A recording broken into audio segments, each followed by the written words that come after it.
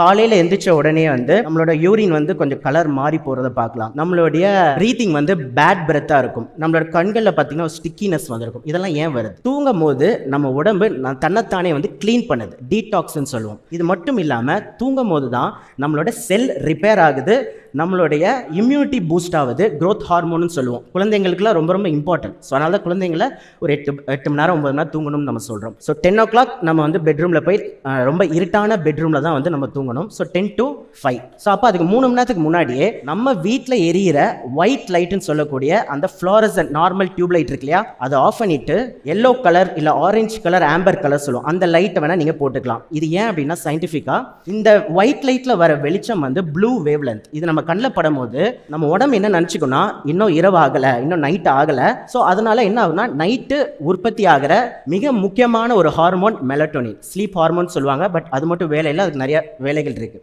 So இந்த hormone produce ஆகிறது தடைப்படும். அதனால தான் நிறைய பேர் வந்து தூக்கம் வர மாட்டேங்குது. இன்னும் தூக்கம் வரலன்னு திருப்பி நீங்கள் ஃபோனு செல்ஃபோன் பண்ணும்போது இன்னும் வந்து உங்கள் பாடி வந்து கன்ஃபியூஸ் ஆகும்போது இந்த சிர்காடியம் ரிதமே கொலாப்ஸ் ஆகுது. ஸோ 7 மணிக்கு மேலே முடிஞ்ச அளவுக்கு ஒயிட் லைட்டை கட் பண்ணிவிட்டு நீங்கள் அதுக்கு பதிலாக இந்த மாதிரி ஆரஞ்சு எல்லோ கலர் லைட்டை பயன்படுத்துறது நல்லது. ஸோ அடுத்து வந்து 30 minutes எக்ஸ்போஷர். காலையில் எந்திரிச்ச உடனே நீங்கள் பண்ணக்கூடிய மிக முக்கியமான ஒரு வேலை என்னன்னா, ஒரு பால்கனிலையோ மொட்டை மாடியில் போயிட்டு எக்ஸ்போஷர் டு சன்லைட்.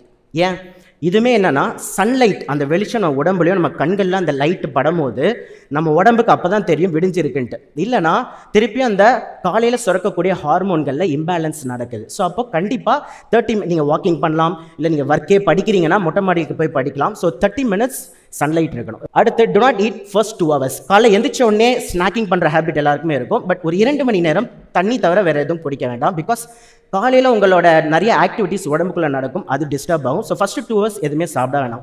நெக்ஸ்ட் வந்து பார்த்தீங்கன்னா have a consistent meal time.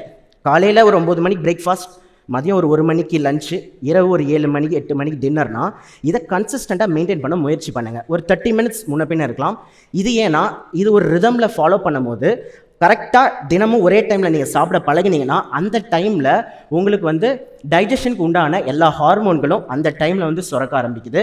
So டைஜஷனும் ஈஸியாக இருக்குது அண்ட் சீக்கிரமாக சட்டைட்டி வரும். கொஞ்சம் சாப்பிட்டாலே வயிறு ஃபில்லிங்காக இருக்கும். நீங்கள் உங்களோட டின்னரை முடிஞ்ச அளவுக்கு 7 மணிக்குள்ளே இல்லை மேக்ஸிமம் 8 மணிக்குள்ளே முடிச்சிடுங்க. One of the main reason midnight biryani சாப்பிட்றது அந்த கல்ச்சர்லாம் வந்துட்டு இருக்கு. 3 மணிக்கு வெளில போய் சாப்பிட்றது, எக்ஸ்ப்ளோர் பண்ணுறது. என்ன ஆகும், நைட்டு 12 மணிக்கு சாப்பிட்டீங்கன்னா இன்சுலினே இல்லை. அப்போ அந்த சாப்பாடில் இருக்க சர்க்கரை எங்கே போகும்? ரத்தத்திலே சுற்றிட்டு இருக்கும். இதுதான் one of the main cause of pre diabetes.